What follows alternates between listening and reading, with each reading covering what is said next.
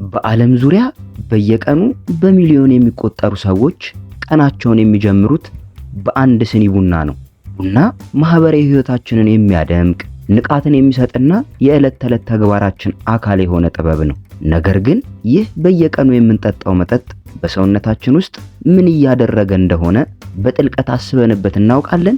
ቡና ለአንዳንዶች የጤናና የረጅም ዕድሜ ሚስጥር ሲሆን፣ ለሌሎች ደግሞ የእንቅልፍ ማጣት፣ የጭንቀት እንዲሁም የሆድ መታወክ መንስኤ ሊሆን ይችላል። በዛሬ ቪዲዮአችን ስለ ቡና ጥቅምና ጉዳት በዓለም አቀፍ የሕክምና ሳይንስ የተረጋገጡ እውነታዎችን እንመለከታለን። ከሁሉ በላይ ደግሞ የቡናን የጎንዮሽ ጉዳት በመቀነስ እንዴት ለጤናችን ተስማሚ በሆነ መንገድ ማዘጋጀትና መጠጣት እንዳለብን ተግባራዊ መፍትሄዎችን እናያለን። እስከ ቪዲዮ መጨረሻ አብራችሁን ቆዩ።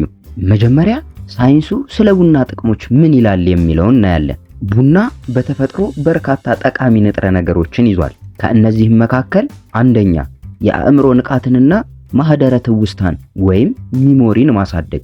በቡና ውስጥ የሚገኘው ካፌን ወደ አእምሮአችን በመጓዝ አዴኖሲን የተባለውን የማለዘብ ሆርሞን ይገታል። ይህም ዶፓሚንና ኔሮፒኔፍሪን እንዲጨምሩ በማድረግ ንቃትን፣ ትኩረትን እንዲሁም የአእምሮ የማሰብ ብቃትን በከፍተኛ ደረጃ ያሳድጋል። ሁለተኛ የሜታቦሊዝም ፍጥነትን መጨመር። ካፌን የሰውነታችንን የስብ ስርጭት ወይም ሜታቦሊዝም ከ3% እስከ 11% ሊጨምር እንደሚችል ጥናቶች ያሳያሉ።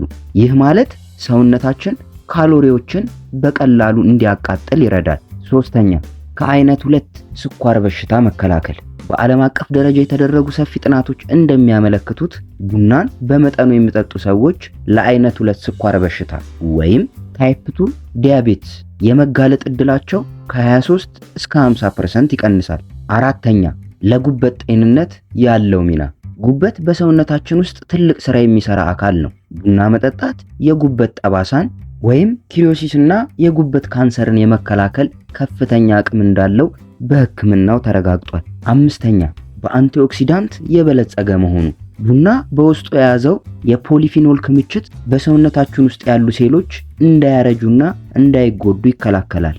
ቡና ይሄን ያህል ጥቅም እንዳለው ተረድተናል። ነገር ግን ማንኛውም ነገር ከመጠን ሲያልፍ ወይም አጠቃቀሙ ካልተስተካከለ ጉዳት ማምጣቱ አይቀሬ ነው።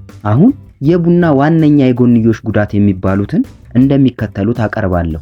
አንደኛ የጭንቀትና የመረበሽ ስሜት። ካፌን የሰውነታችንን የአድሬናሊን ሆርሞን እንዲነቃቃ ያደርጋል። ይህ ደግሞ በከፍተኛ መጠን ሲወሰድ መረበሽን፣ የእጅ መንቀጥቀጥንና የልብ ትርታ መጨመርን ያስከትላል። ሁለተኛ የእንቅልፍ መዛባት። ካፌን በሰውነታችን ውስጥ ከ6 እስከ 8 ሰዓት ያህል የመቆየት አቅም አለው። ከሰዓት በኋላ የሚጠጣ ቡና ጥራት ያለው እንቅልፍ እንዳናገኝ እንቅፋት ይሆናል። ሶስተኛ የምግብ መፈጨት ስርዓት መዛባት። ቡና በሆዳችን ውስጥ የአሲድ መመረትን ያፋጥናል።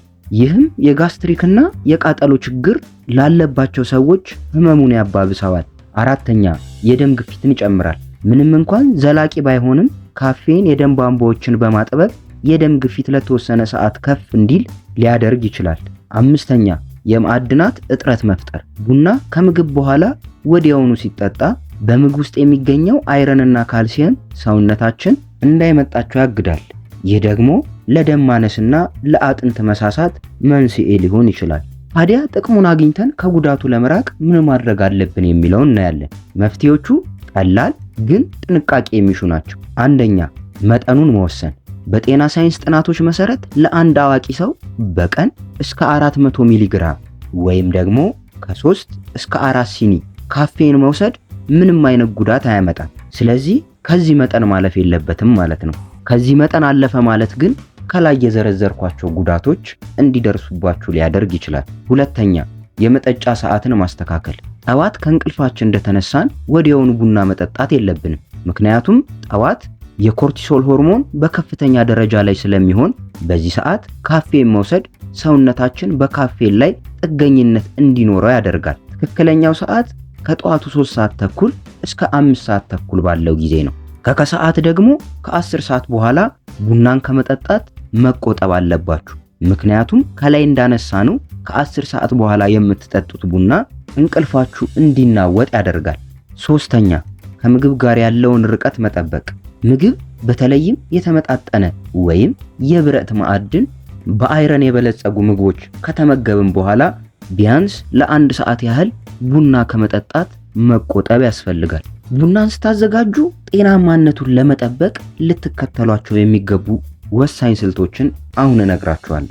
የመጀመሪያው ስኳርንና ሰው ሰራሽ ማጣፈጫዎችን መቀነስ ነው። የቡናን ጥቅም ወይም ጉዳት የሚቀይረው ዋነኛው ነገር የምንጨምረው ከፍተኛ የስኳር መጠን ነው። ከተቻለ ያለ ስኳር መጠጣት፣ ካልሆነ ግን ጥቂት ማር ወይም የተፈጥሮ ማጣፈጫዎችን መጠቀም ይመረጣል።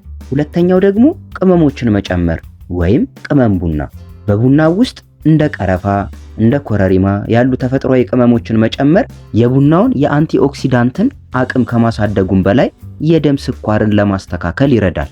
ሶስተኛው ማጣሪያን ወይም ፊልተርን መጠቀም። ቡናን አጥሎ መጠጣት በቡና ፍሬ ውስጥ የሚገኙትን ካፌስቶል የተባሉ የኮሌስትሮል መጠንን ሊጨምሩ የሚችሉ ንጥረ ነገሮችን ያስቀራል። ውድ ተመልካቾቻችን ቡና የእግዚአብሔር ድንቅ የተፈጥሮ ስጦታ ነው። በአግባቡና በስርዓቱ ከተጠቀምንበት ለጤናችን፣ ለንቃታችንና ለዕለት ተዕለት ስራችን ትልቅ ረዳት ነው። ነገር ግን ከልክ በላይ ስንጠቀምበት ወይም ባልተገባ ሰዓት ስንወስደው በጤናችን ላይ እክል ሊፈጥር ይችላል። ቁልፉ ያለው ሚዛናዊነት ላይ ነው። በቀን የምንጠጣውን መጠን በመወሰን ከሰዓት በኋላ በመተው እንዲሁም ንጹህ አዘገጃጀትን በመከተል ራሳችንን እንጠብቅ። ለዛሬ ያዘጋጀውላችሁ ቪዲዮ ይህንን ይመስል ነበር።